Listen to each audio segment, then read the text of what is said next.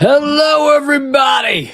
Welcome and happy new year to you. Although I don't think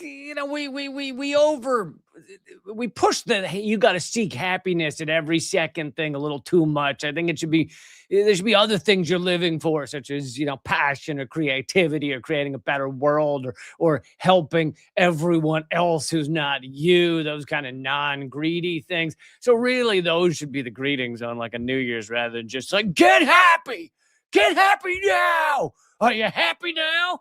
That that should be America's new motto as we collapse this shit empire, this shit pyre, it is a shitty pyre as well, because it's burning down. But as we collapse this this empire, I think the new motto should be: Are you happy now?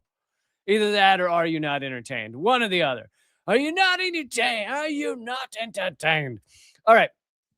That being said, we're going to get to a lot of important stories on today's show. I hope you're having a passion-filled and creative and radical new year. How about that? But let's start with China just showing how not cool the United States is. The largest drone show ever created. This is... I know those of you listening to the podcast can't see it, but this took almost 12,000 drones controlled by AI and basically was this in Beijing? What city was it? But basically turned the night sky into a giant show, but far beyond a fireworks show. The visuals are just, anybody listening to the podcast, you can Google this and easily find it. China's world record drone show. Totally amazing, and also just shows how advanced China is becoming, while the United States, I think we set off 3 sparklers, or maybe we might have 4 sparklers. I think there were 4 sparklers set off at the Capitol building. So that's kind of to compare what we're doing versus what China's doing. Our fireworks on New Year's Eve are nowadays it's ICE firing flashbang grenades as they kidnap children. That's our fire. That's our new kind of fireworks we got going here in the United States. And so China compete with that, huh? But it is breathtaking. Now, of course, you could be one of these people that kind of views the dystopian side of this, which is, could you imagine if these 12,000 drones were all AI programmed to chase you?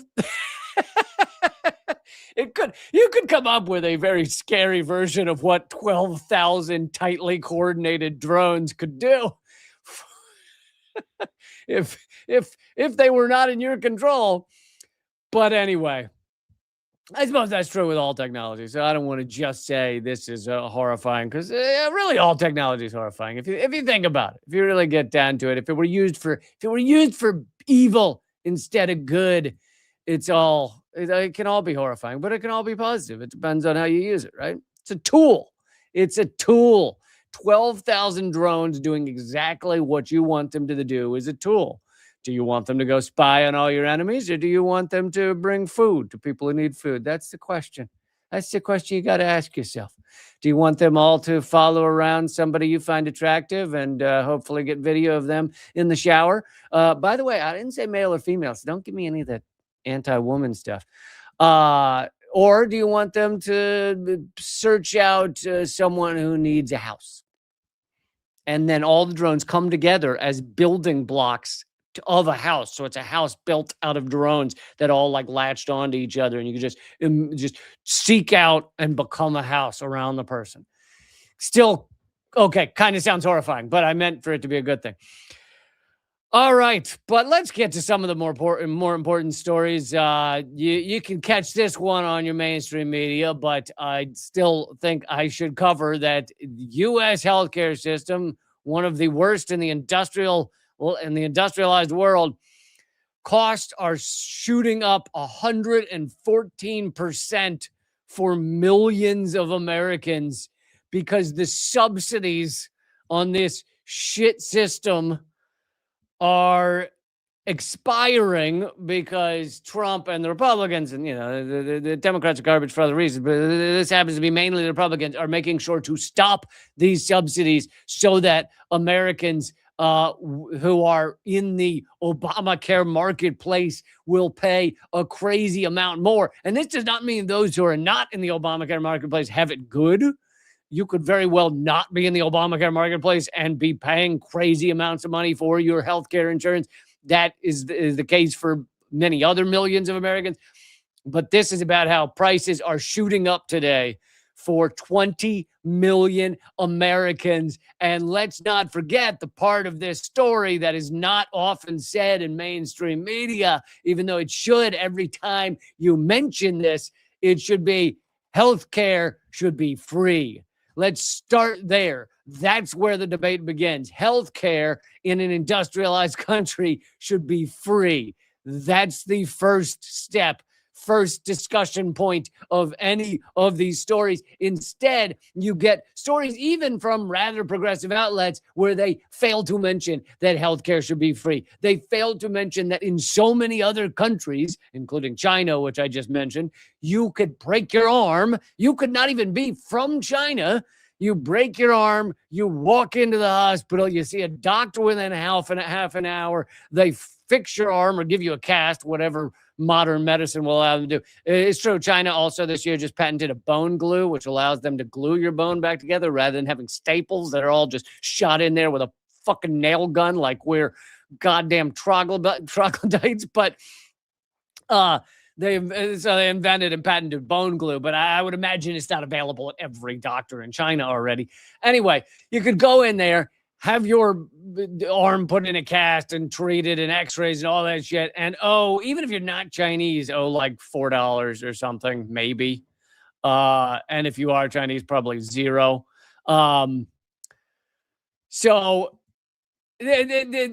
But instead, we here in the United States pay a crazy amount of money. Many people are paying 20% of their monthly income on health insurance, which, again, just because you pay that much, just because you pay $1,000 a month for your health insurance, does that mean it's going to cover all the things.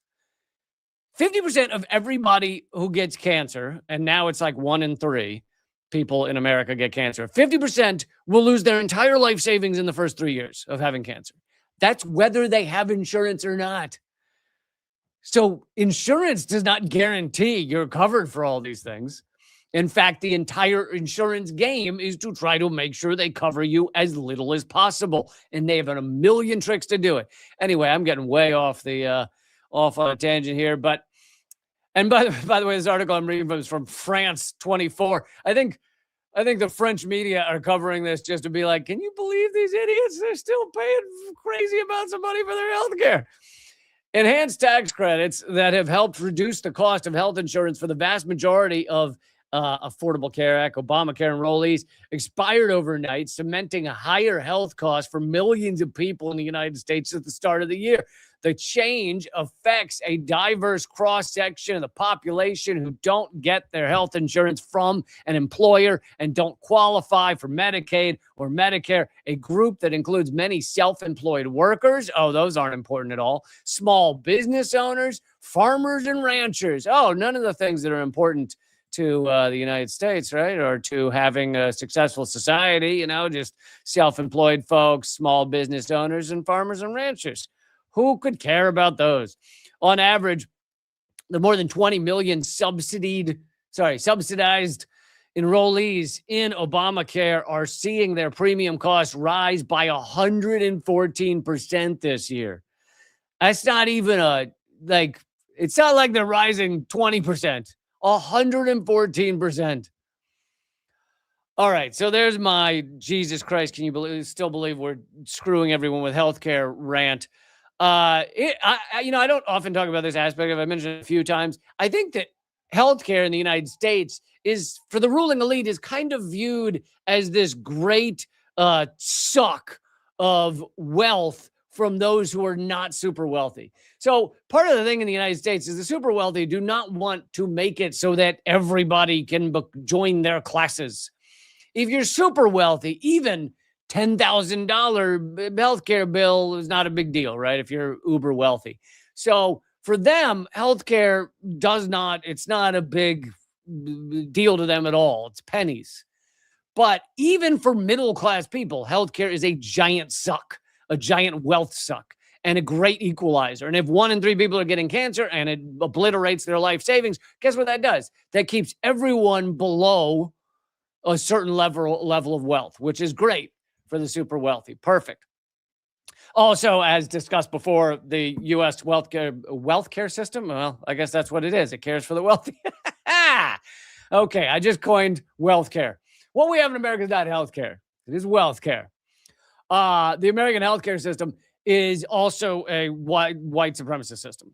And I don't mean it's become a white supremacist system. I mean, if you look up the origins of why we don't have universal healthcare, white supremacy. Isn't that insane? Mind-blowing? I did a government secrets on it. So if you love and enjoy my podcast, Government Secrets, then you would have seen or heard rather that episode on the origins of the U.S.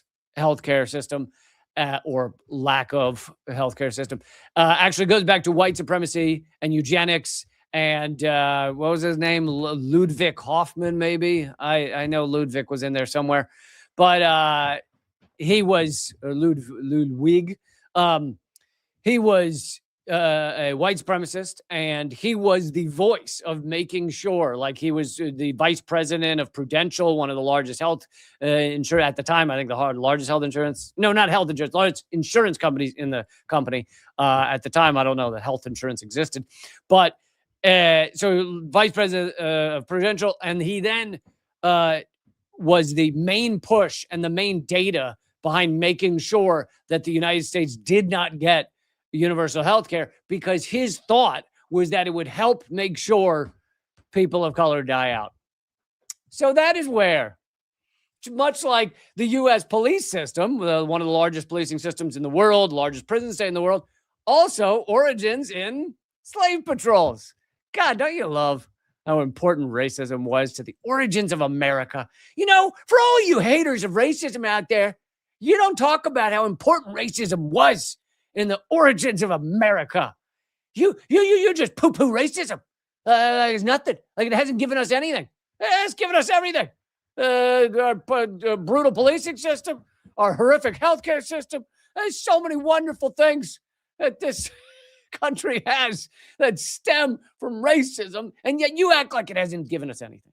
It's crazy what you're doing. Okay, moving on, although I should have led with this. First of all, thank you guys so much for making it. We did it. We made it possible for Unredacted Tonight to continue for at least another 6 months.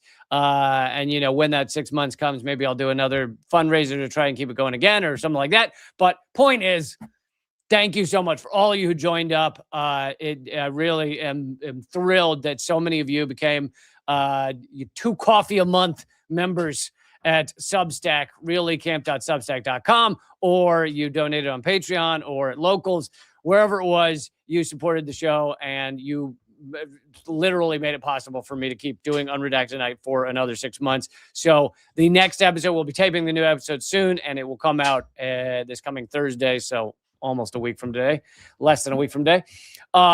So thank you so much. Unredacted Tonight will continue. My other work will continue. I'll keep putting up columns on Substack. For those of you who are not paid or free members at Substack, I hope you'll still do that. Reallycamp.substack.com. You know what? As long as we're talking about it, let me show you something cool I think I can show you. I'm apparently failing to right now. Okay, here it is. This is the rankings of world politics writers, bestsellers in world politics writers. The rising list. And right now I'm number 7 on it, which is pretty incredible. And you guys got me as high as number 3 a few days ago on rising world politics writers for all of Substack, which is pretty fucking incredible. Thank you guys for doing that and for making this possible and for making it possible for me to keep this show going. And I hope, even if you can't become a paying member, I hope you go and subscribe for free at reallycamp.substack.com. Other thing I should have led with is I am sorry Eleanor Goldfield is again not here today. She will be back, I believe, a week from today. So have no fear. I have not locked her in a basement or something. She's in the basement by her own free will. It was her own decision to lock herself in the basement. All right, let's keep going here. Another good news story, which again, you can get from mainstream media, but still important to cover. Trump is withdrawing the National Guard from the cities where he sent them: Chicago, Los Angeles, Portland. I mean, it was always a kind of bullshit, it was really more about the theater than anything else. But that doesn't mean they didn't harm people's lives. That doesn't mean they didn't help with brutally arresting people or defending ICE as they brutally arrested people. So I'm not acting like they did nothing, but there really was nothing for them that they should have been doing. There were, they had to manifest, not even manifest. They had to they had to pretend that riots were happening in Portland, Oregon. I did a segment from the ProPublica article about how there were no riots in Portland, Oregon. There was literally 12 people outside an ICE detention center dressed like, mascots, dancing around saying that ICE should be abolished. And they had to pretend that was a riot in order to facilitate or give justification for sending the National Guard there. The riots never existed, so the National Guard had nothing to do. The National Guard came to Washington, D.C., right near where I am, here in Baltimore, and they also had nothing to do. I also covered how they were doing things like putting mulch down and, cleaning up litter around the National Mall because they had no reason to be there.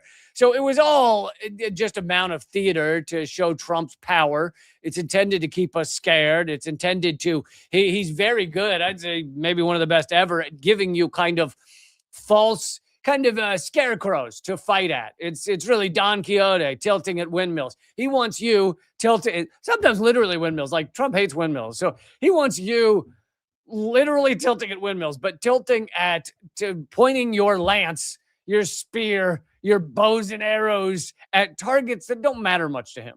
He'd rather you go and fight the National Guard than actually stop ICE, than actually call him out on his crazy corruption or his connections to the Epstein PDF files. And so he's great at creating these distractions. And that's what he did. He created a giant distraction. He also was testing legally. It was a test balloon to see legally whether he could use the U.S. military to go after people he didn't like. And it seems to have mostly failed. I mean, he did win some legal decisions, but I guess I didn't read the decision, but the Supreme Court said he could not right now send the National Guard to Chicago or whatever. So anyway, he has pulled them out of those cities, and he claimed in his social media post that I will send even worse the assassins to go get you later, or whatever he said. Even worse forces, even stronger forces to come get you if you get in my way or what have you. But the truth is it's Trump taking a giant L. So giant loss. Speaking of Epstein and the PDF files, I wanted to play this video. I've been covering that a lot, as anyone should who cares about the corruption and heinous crimes of our government and of our ruling elite. But here is a 1-minute video, or 1:30, that I'm going to play of Maria Farmer. And she is probably the most famous whistleblower, second to Virginia Giuffre. More on Virginia Giuffre in a second. But so that means Maria Farmer is probably the most famous Epstein whistleblower that's still alive. And she has been, as we see from the revealed Epstein files, that Maria Farmer has been trying to raise the alert on Epstein since 1996. Way before anybody was talking about Epstein, she brought the case to the FBI, and they, of course, ignored it because why would they ever go after the ruling elite? Like, what? No, that's not their job. Anyway, she brings up an important point in this video she has just posted just the other day. So I will play that and then discuss, but hold on. Hi, my name is Maria Farmer, and I am a whistleblower. In 1996, I reported Jeffrey Epstein, Ghislaine Maxwell, Donald Trump, Bill Clinton, Alan Dershowitz, and did I mention Leslie Wexner? Yeah, so the Wexners kidnapped me, and they held me on their property, which was 330 acres, okay? And then in the Washington Post, they claimed that I was on Epstein's property, but there was no access to get to this guest house that Leslie Wexner designed based on the Rotunda, which is the Capitol building in Ohio. And this was very much Wexner's property. It was just a few feet away, a couple hundred yards away from the main house. And I was watched for whatever reason by 3 guards the whole summer. I believe I know those reasons, but I won't get into them here right now. But I believe it was a grander scheme to traumatize me and take my little sister, which was just unacceptable. I mean, first of all, my sister wasn't offered up to these people. It's disgusting. She was in high school and I was in graduate school when this occurred. And so it's really important that people understand this could happen to anyone's children. So please do your part and help us spread the word. We're getting ready to make a big deal with the feds, and we're going to need all the support we can get. So if you can share this video, let people know about George Tonks. If you can look him up, let people know about Leslie Wexner, and try to hold these people accountable, especially the federal government, because they're supposed to be here to protect us and not protect just the elites, right? So let's stand up for what's right. So, there we go from Maria Farmer, and thank you so much, Citizen Pendejo, for supporting the show. Really appreciate it. Much love and solidarity, and thanks for the kind words. So Maria Farmer said a name there, which those of you who've been following the Epstein thing, the Epstein horror show, know the name, but many people do not, because his name has been left out of a lot of the mainstream reporting, a lot of the Washington Post, a lot of the New York Times, even when they cover Epstein, which there's been a lot of articles about Epstein. I mean, New York Times just did a big in-depth thing on where Epstein's money came from. I mean, only 20 years too late, but still. But they... And I didn't read the whole thing, so I'm assuming some of it has Les Wexner in it. But the name that should be on the top of everybody's tongue now is Les Wexner. And here's another reason. Well, there's several reasons. Let me just get into several of these reasons. One is Les Wexner, if you knew nothing about Epstein, who you would think he is a billionaire who created Victoria's Secret and other brands like that. He's behind, and you know, what are the odds? The guy behind Victoria's Secret is a perv. What? How could that be? No, I dare say not. I dare say not, good sir. So, yeah, so that's how you would know what he is, or who he is. But he was both the financing behind Epstein, and now when he's asked about it, he claims he was my financial advisor, and I don't know, he just completely bamboozled me. He stole my money, and I never should have let him. Just like this, oh my, what? How did he take advantage of me? Kind of thing, kind of routine. But he has a lot of other connections to Epstein. He was kind of a mentor to Epstein. He and Epstein, as Maria Farmer alludes to there, had residences in Ohio. There are some journalists in Ohio that have been talking about this since the early 2000s, maybe even the 90s, because I think Les Wexner had like a private jet like airport put in, like a private jet landing path, and there were people who were really pissed about it. And so some of them have been talking about it in Ohio since a while ago. Anyway, so Les Wexner is like an Ohio, there aren't that many Ohio billionaires. So people know who he is in Ohio for a long time. They didn't necessarily know he was connected to this Epstein shit, but a lot of connections there. And in the files that have been released, the FBI talks about 10 co-conspirators in some of these documents. And all the names of the co-conspirators are blacked out except for Jean, I want to say Jean Benet, what is it? Jean-Paul Brunel? Yeah, Jean something Brunel. God damn it. Jean-Luc Brunel. All right, sorry. Should have gone with Star Trek, Jean-Luc Picard. Then I would have remembered. Jean-Luc Brunel, who also suicided in prison in France. But all the co-conspirators are blacked out except for Jean-Luc Brunel, Ghislaine Maxwell, and Les Wexner. And the FBI has not gone in to look into Les Wexner, apparently, even though he was on their list of co-conspirators. Now, I don't know if leaving his name unblacked out was an accident, because we know there's been a lot of redaction accidents here where they're not blacking out things, or they think they're blacking them out and they're not. Anyway, so Maria Farmer here is saying that she was kidnapped by Les Wexner. She was held on his property for, what'd she say, all summer, with armed guards. They also were going after her sister, who was, I think she's saying she was of age at that time. That doesn't mean you're allowed to kidnap people who are of age. Still a crime. But her sister, meanwhile, was underage, was like 14, 13. And that was really what Epstein and his goons wanted, was these underage girls. In fact, one of the documents shows that they checked an ID of a girl to make sure she was under 18. Not the reason people normally check IDs. But okay, so that's coming from Maria Farmer. So do not forget the name Les Wexner. I feel like we'll be hearing more about him as these documents continue to come out, if they continue to come out. But since I mentioned Virginia Giuffre as well, and most of you now know that she is was the most outspoken whistleblower. She was suicided less than a year ago.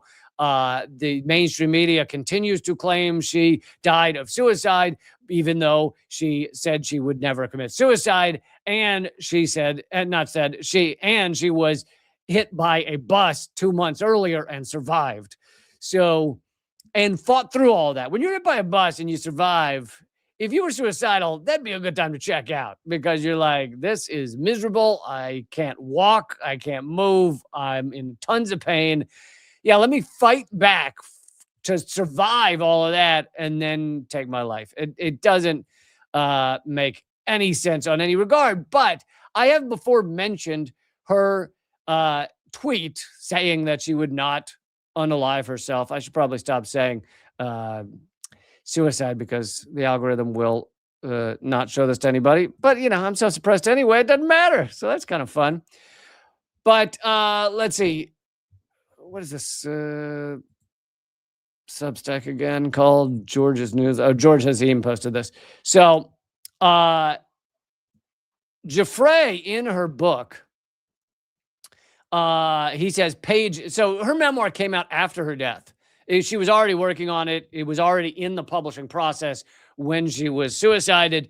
So her memoir has come out. I have not read it, even though I know that it is filled with all of these, accusations that I'm going to just say have a lot of truth to them. In page 295 of that book, of Nobody's Girl, she outlines a recorded exchange with her therapist and general practitioner that makes her position unmistakably clear, her position on suicide and whether she would commit suicide. Giuffre states without ambiguity she would never unalive herself. This isn't inference or interpretation. It's a conscious declaration made in a therapeutic setting long before her death and preserved in print. Quote, I am making it publicly known that in no way, shape, or form am I suicidal. This is her writing about what she had said earlier when she tweeted it out. So this is, again, her speaking. She says, I typed hastily but resolutely, making several spelling and grammatical errors. I said in that tweet, quote, I've made this known to my therapist and GP. If something happens to me, for the sake of my family, do not let this go away and help me to protect them. Too many evil people want to see me quieted. So She could not have made it more clear that she would not unalive herself. And yet you have all the mainstream media, you have all of the, of course, the, FBI, the police in Australia, the police, if any of them are involved in the United States, et cetera, all saying, yep, suicide, absolutely, suicide, totally, yep. So that's what you would get if you read her memoir, is yet more protestations saying, I would never do that. All right, I want to move on to Israel. Not move to Israel, I'll tell you that much. I do not want to do that. But Israel has just put out a long list of aid groups that they are banning from Gaza, just furthering their genocidal actions. I think most of you know that despite the ceasefire, it is still a genocide. Israel's just doing it in slow motion again, as opposed to bombs raining down. Israel says it's suspending humanitarian organizations that have failed to meet its new rules to vet international groups working in the Gaza Strip. They include some of the world's most prominent and outspoken aid organizations, including Doctors Without Borders. Doctors Without Borders, by the way, is one of the best aid organizations. They have truly done amazing work around the world. You want to know how important Doctors Without Borders is? They were bombed by the United States not once, but twice. The U.S. has bombed Doctors Without Borders multiple times, one of them during Obama. And my old stand-up bit was about it at the time was, I think that's the first time that a Nobel Peace Prize winner has bombed another Nobel Peace Prize winner. The suspension begins January 1st. International organizations have said Israel's rules are arbitrary and could endanger staff. Israel has accused militant groups of operating under the cover of international organizations, something the groups deny. And something that, how much should you really believe Israel about anything? Anything. Human shields. Like, why should you ever listen to Israel on any of the things? They have lied every day in every way for over 2 years. Yeah, right. All the aid organizations are actually Hamas militants. Exactly. That's totally true. I believe that. Here's the list of aid organizations that they have banned. And by the way, I would assume that if Israel has banned an aid organization, it probably means that's an excellent aid organization. Like this, if I were to create a list of awesome aid organizations, it's probably this list that Israel has banned, because it means they're on the other side of genocide. Number 1, Action Against Hunger, Action Aid, Alianza por la Solidaridad, Campaign for the Children of Palestine, CARE, Dan Church Aid, Danish Refugee Council, Handicap International, Humanity and Inclusion, Japan International Volunteer Center, Médecins du Monde, or however you pronounce du Monde, France, which means Doctors Without Borders, I believe. Doctors Without Borders, Switzerland, Doctors Without Borders. Oh, yeah. So sometimes it's Frontier. Why, if someone can tell me, why is it sometimes du Monde and sometimes Frontier? Different languages? I don't know. Doctors Without Borders, Belgium. Doctors Without Borders, France. Doctors Without Borders, Netherlands. Médicos del Mundo. Mercy Corps. MSF. That's also Doctors Without Borders, Spain. Norwegian Refugee Council. Oxfam. Premier Urgence Internationale. Touré de Homme Luzon. Okay, I can't. I need to quit. International Rescue Committee, We World GVC, World Vision International, Relief International.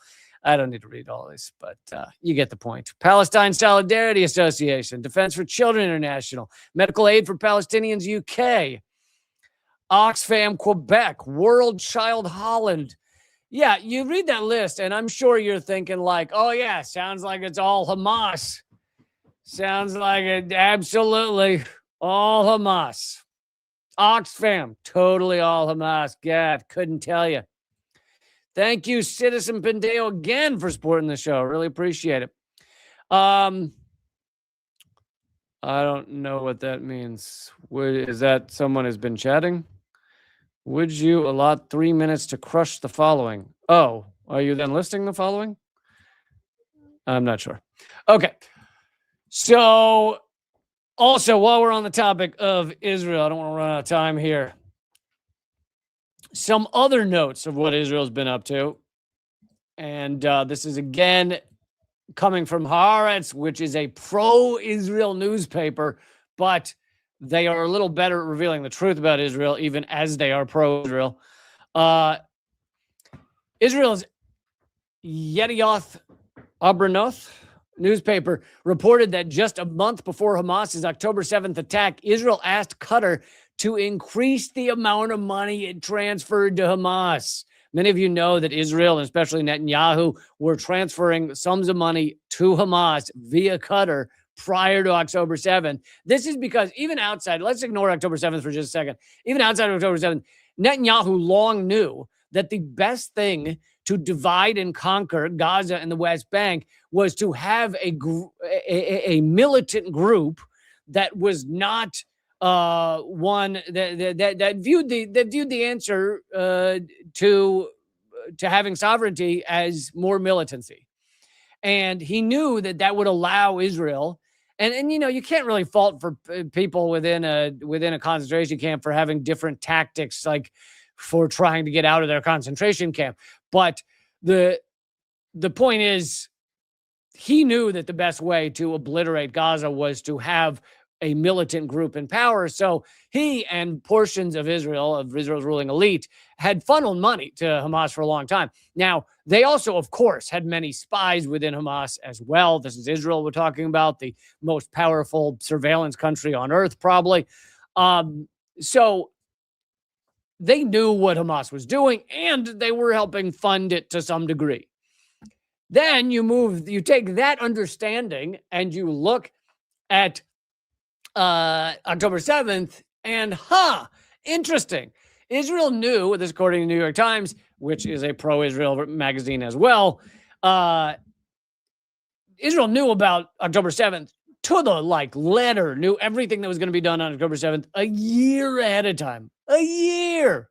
How did they know that? Oh, that's right. They're funding and have operatives within Hamas. So that being said, we now have new information that Israel asked for more money to be sent to Hamas immediately previous to October 7th. This is as they absolutely, even if you wanted to give them the craziest benefit of the doubt, they absolutely knew something was going to happen. Now, we know they knew exactly what was going to happen, but they absolutely knew something was about to happen. And they're like, you know what? Let's funnel more money to Hamas. Oh, interesting. Do you think they maybe wanted a reason to commit a genocide? No. What? Oh, do not say that truth. That's one truth that must be banned. Also in Gaza news, actor Angelina Jolie visited the Egyptian side of the Rafah crossing with Gaza, speaking with Red Crescent workers and truck drivers, delivering humanitarian aid. Journalists have reported, according to local media, Jolie said she came to assess the condition of Palestinians transferred to Egypt for treatment and to examine the flow of aid into Gaza. And I know she's been wrong on some international issues, but clearly she is at least somewhat on the right side on the correct side of this. And you know, you can also do the thing where you're like, fuck celebrities for, you know, putting themselves at the center. The truth is the world media follows, play the game. If it's just about ending genocide, I parachute every celebrity who's willing to into Gaza. Like, Jesus Christ. Like, whatever it takes. I don't care if you got to attach a parachute to Taylor Swift and push her out of an aircraft just so newspapers will talk about Gaza. Do it, man. I'm all for it. I think it's kind of like the people that are like, dude, screw Greta for being on the flotilla. Dude, she was tortured and sexually assaulted by the IDF for trying to raise attention for Gaza. Have you had that? Did you do that? Were you in an IDF prison being tortured? Oh, no, you haven't. Okay. Maybe you should shut the hell up. Another quick news story having to do with Israel. On his first day in office, New York City Mayor Zoran Mamdani on Thursday overturned all executive orders from his predecessor, Eric Adams, signed, including, and by the way, Haaretz is probably mentioning this news story as a negative. This is a positive. Including the ban on protesting in front of synagogues. You should be able to protest in front of synagogues if you're not doing anything violent. The ban on protesting in front of synagogues, and as long as you're also clear on the difference between Zionism and Judaism, all Jews are not Zionists. All Zionists are not Jews. There are millions of Christian Zionists across America. There are more Christian Zionists across America than there are Jews in the world. If you know all of those things, then protest away because you understand reality. These executive actions also withdrew a ban on city employees cooperating with BDS, the BDS movement, one of the most powerful tools that average people can use against Israel to protest their genocide. He withdrew the ban on that. Great. And I meant that literally. I know, because I say so much sarcastically, it's not always clear. Great. That's just great. No, but I meant great, literally. And the adoption of also the International Holocaust Remembrance Alliance definition of anti-Semitism. People often call that IRA or IRA. Now, here's why that definition of anti-Semitism is so dangerous, is because it conflates, as we just said you should not do, conflates Zionism and Judaism in order to say any anti-Zionist speech, anything against Israel and against Israel's genocide, is anti-Semitism. It is not. And that's coming from a Jew, if it makes you feel any better. These are all these things that he revoked, all excellent.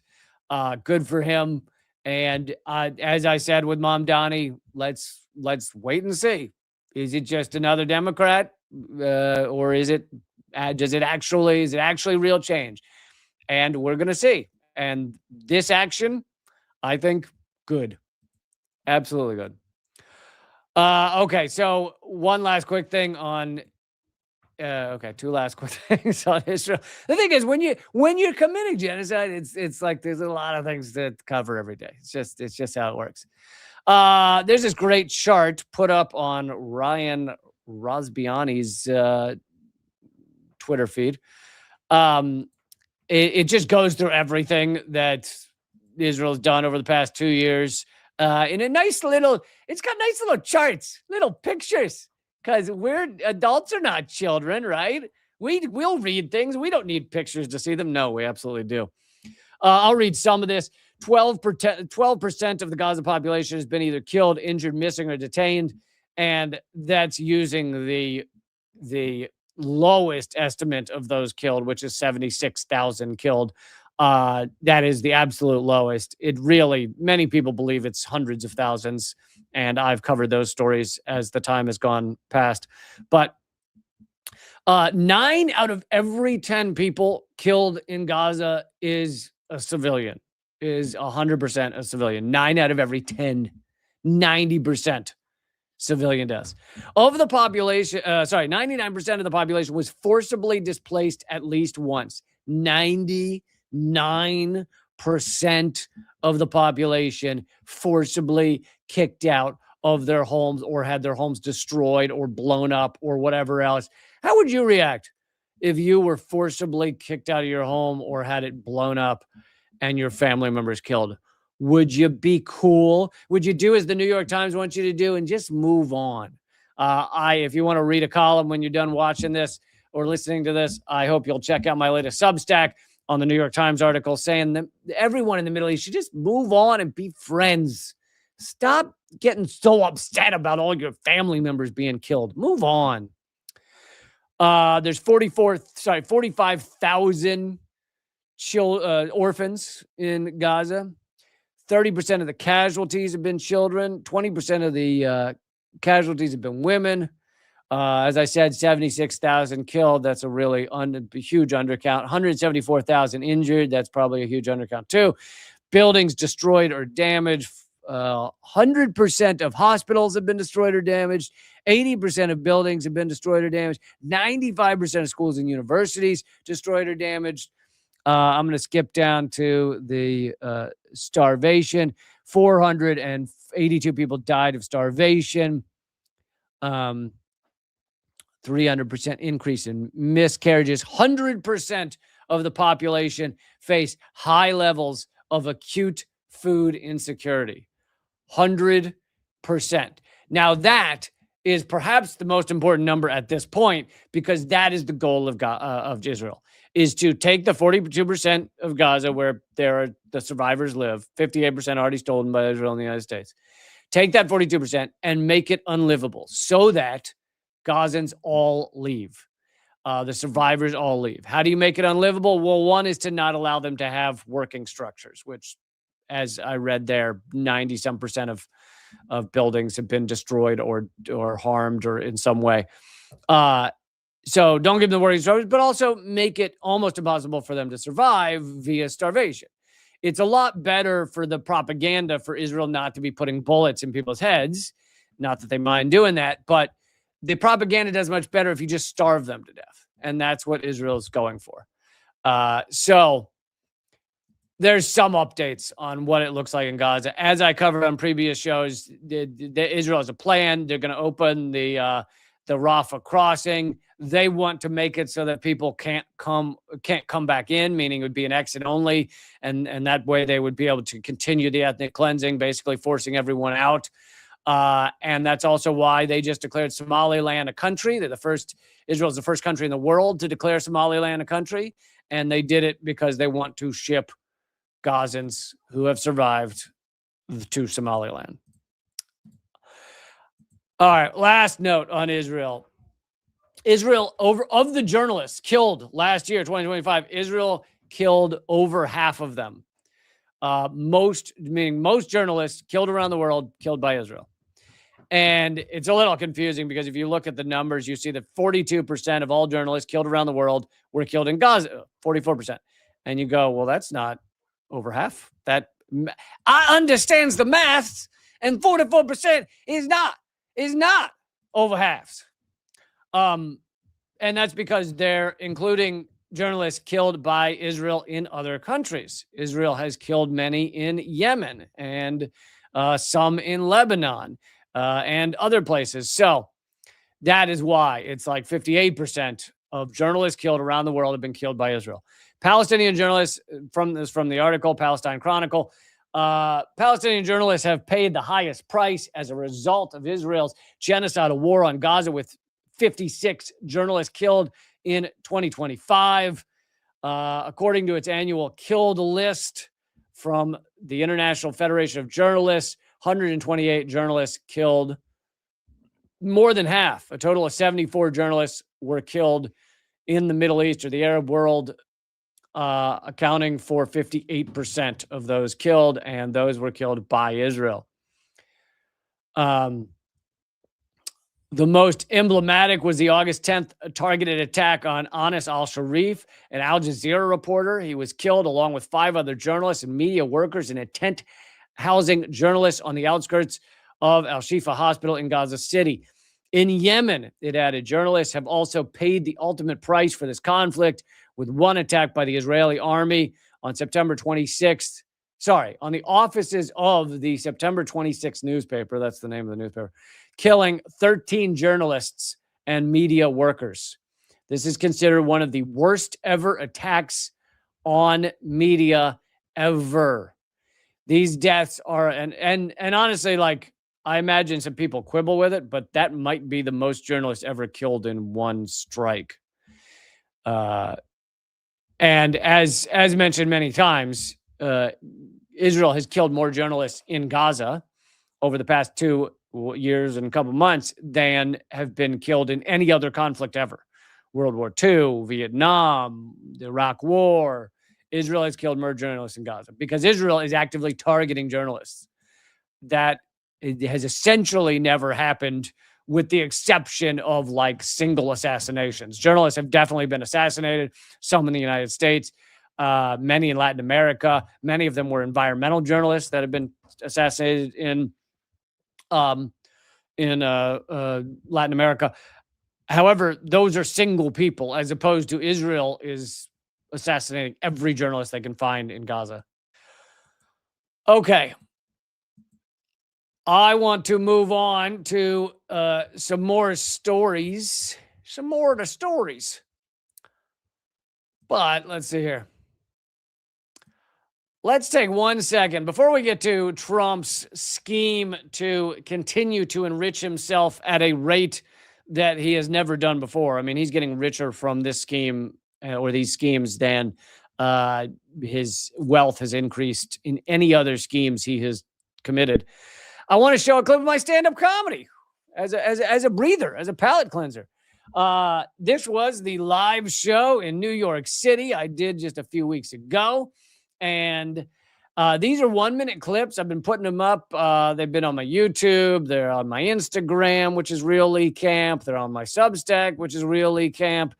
So I hope you'll check out Instagram or check out YouTube.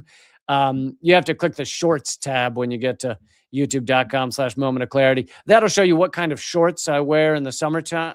No, that what we call, folks, is a pun. And this stand-up comedy will not feature any of that. That kind of garbage will not be in the clips I'm going to show you. So I'm going to show you, I might just do one clip, but there's already 2 clips up there. I'm putting up more and more, and I hope you'll check them out. If you like them, I hope you'll share them. That's all it is. Free to watch. All right. Here's a clip from my stand-up comedy, New York City, the other day. What to talk about tonight? I'll tell you this.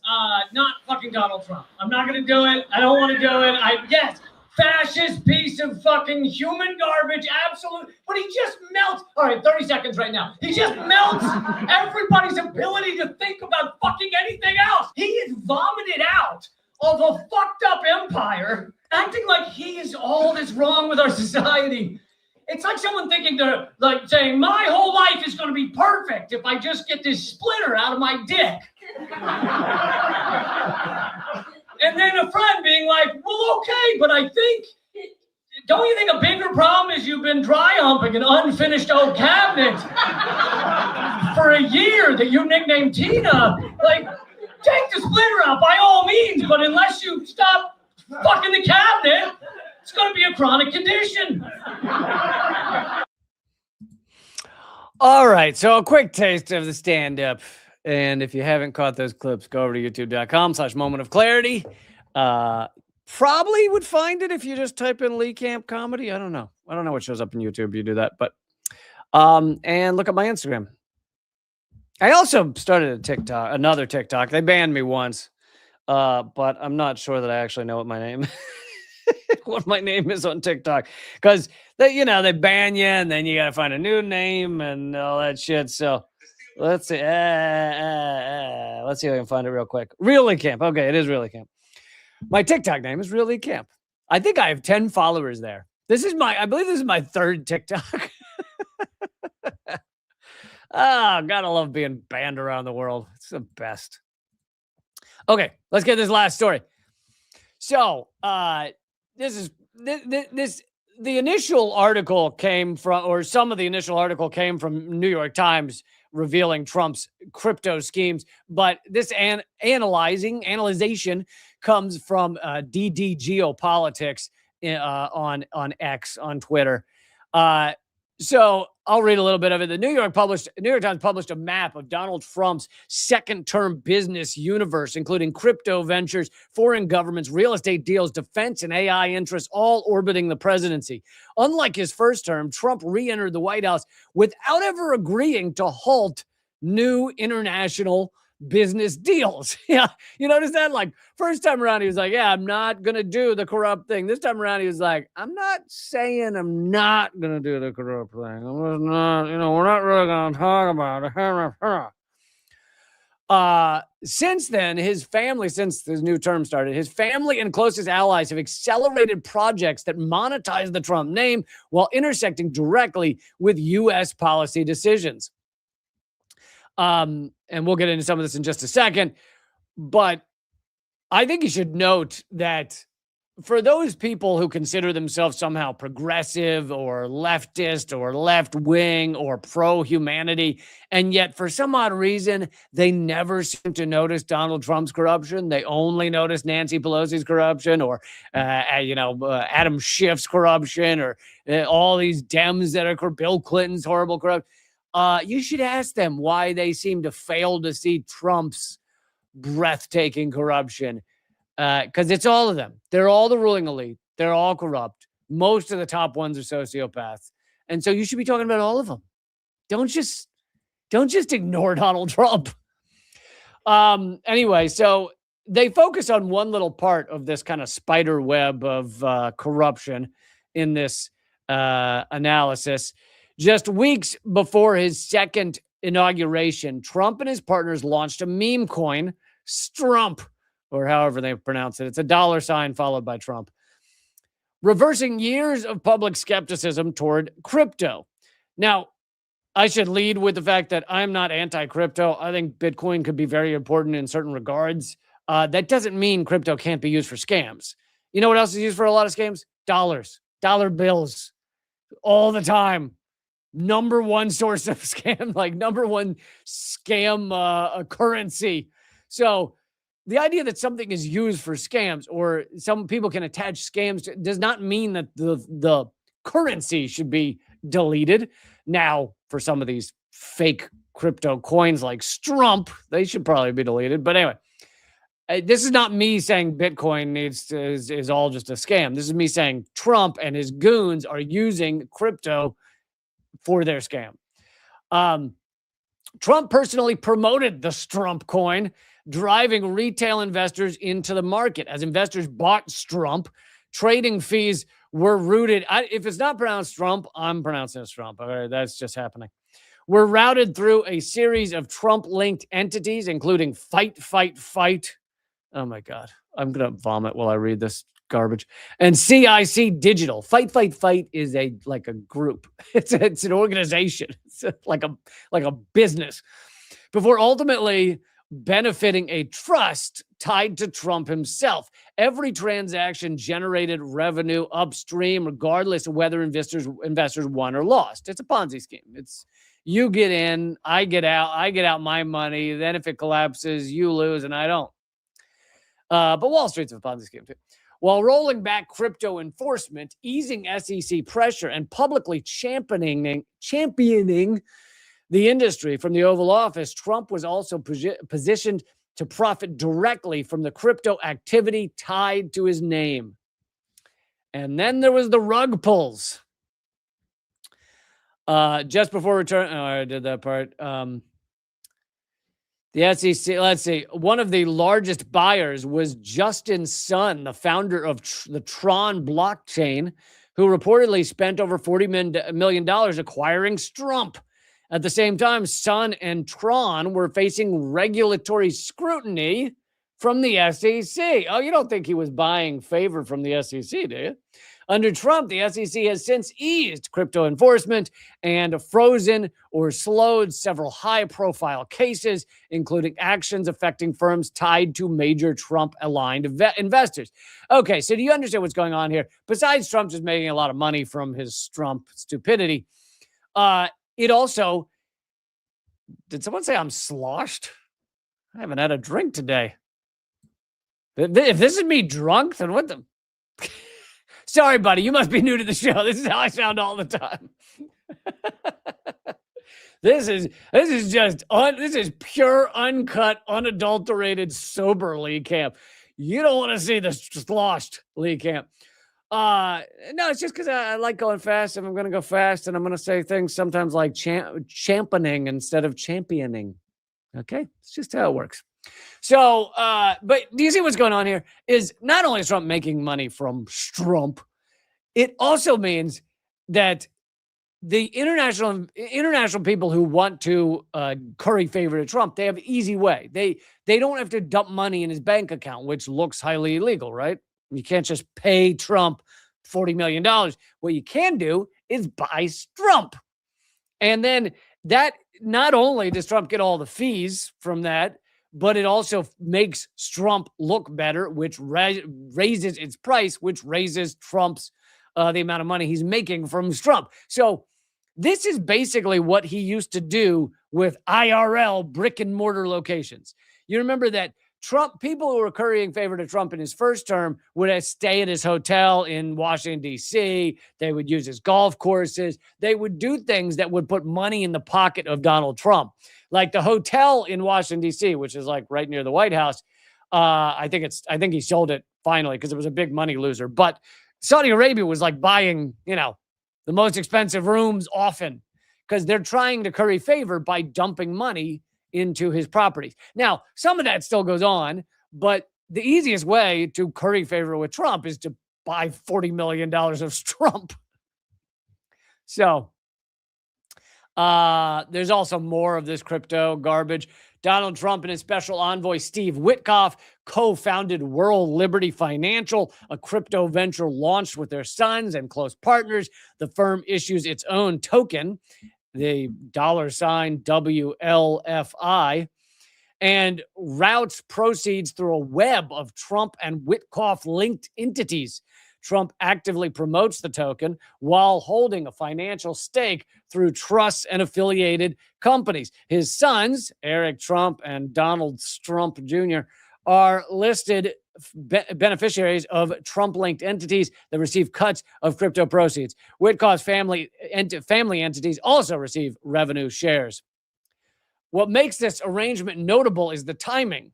Trump has rolled back Biden-era crypto enforcement, publicly championed digital assets, and signaled regulatory leniency while he's raking in these monies. It's a closed loop, they say. Promotion to investment to fees to family-linked entities while the president reshapes the regulatory environment governing this same industry. So it's standard corruption, but just done with crypto as opposed to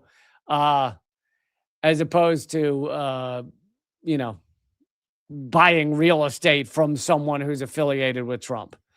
And again, I think that people who are anti-Bitcoin want to say this proves crypto is corrupt. No, this proves that certain aspects of cryptocurrency can be used for corruption, can be used for scams, can be used for frauds, but so can dollars, so can real estate, so can hedge funds. Like, the idea that means there should be no cryptocurrency is a garbage analysis.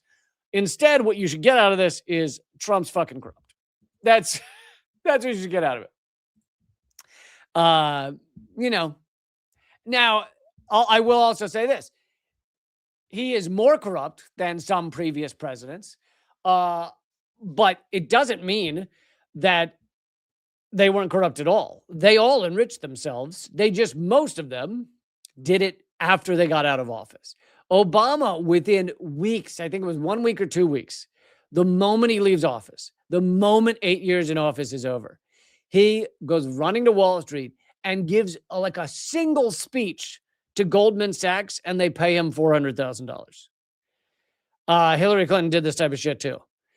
They go and give one speech to pretend like the Goldman Sachs bought something, right? To pretend Citibank bought something. In truth, it didn't matter what Obama said. What he said didn't matter to them. In truth, it was about, we are paying you off after the fact for what you did for us while you were in office. And he knew this would happen, and they knew this was happening. They didn't even have to say it, I bet you. They didn't even have to talk about it. They didn't even need a mumbling over a cigar about, hey, we'll give you a $400 speech. You didn't even need that. They know the moment you're out of office, you go, you run, you give these speeches, you're put on boards, all kinds of things, and you enrich yourself with the presidency. Sometimes you just sell a book. But Trump's doing it while in office, but he's also doing it by scamming others out of their money. That's kind of the big one of the big differences. Obama, in my view, that's corruption. You run and give a speech to Goldman Sachs, $500,000, still corruption, because you did them favors while you were in office. You knew you'd get rich afterwards. Still corruption, in my view. But legally, it's probably not something you prosecute him for. one of the big differences with this cryptocurrency scheme of Trump's is other people get built. Other people, average people now, they're dumb enough to put their money in Trump's meme coin. So I guess you could say, oh, well, you brought that upon yourself. But yeah, people lose their life savings. Javier Milei in Argentina just stole the life savings of countless people with his meme coin in Argentina. So this shit, yeah. These are con artists. They're sociopaths. They don't care who they fuck over, whose lives are destroyed. Doesn't matter. And it goes from healthcare to cryptocurrency. Wow, callback. Look at that. Callback. Boom. To wrap things up here, folks. All right. New Unredacted Tonight comes out in 1 week on Thursday, 6 days, because you guys kept the show going. Second important note, John Kiriakou should be on the show Monday if the schedule holds. I'll be back Monday either way, but John Kiriakou, the former CIA officer and whistleblower, revealed the CIA's torture program, continues to be a whistleblower, has revealed things about 9/11. Anyway, I'll be talking to him, and it's going to be a really great show. So Monday, 3 p.m. Eastern. I will see you guys then. And go check out my stand-up clips, youtube.com/moment of clarity. Click the shorts tab. Also subscribe while you're there and click the bell icon. And yeah, I'll see you Monday. Keep fighting.